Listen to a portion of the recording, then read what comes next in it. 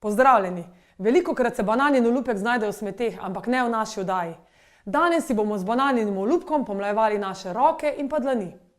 So vaše dlani suhe, se luščijo, so razpokane, polne rjavih madežev ali starostnih peg? Nič več. Če boste redno vsaj 30 dni izvajali to nego, bo uspeh zagotovljen. To ne pomeni, da morate pojesti 30 banan v 30 dneh. Ko pojeste banano, shranite olupek, saj ga lahko večkrat uporabite. Vsak večer si na notranjo stran bananinega olupka, na katero kanete par kapljic limoninega soka, namažete hrbtno stran vaših dlani oziroma predel, kjer imate težave. Dobro vomasirajte, kajti banana ima izjemen pomlajevalni učinek. To pustite na koži delovati celo noč.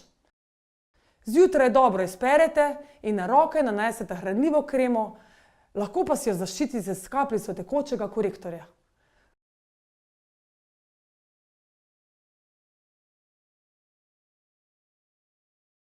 Koža bo po takšni terapiji nahranjena, zaščitena, pomlajena in zelo hvaležna.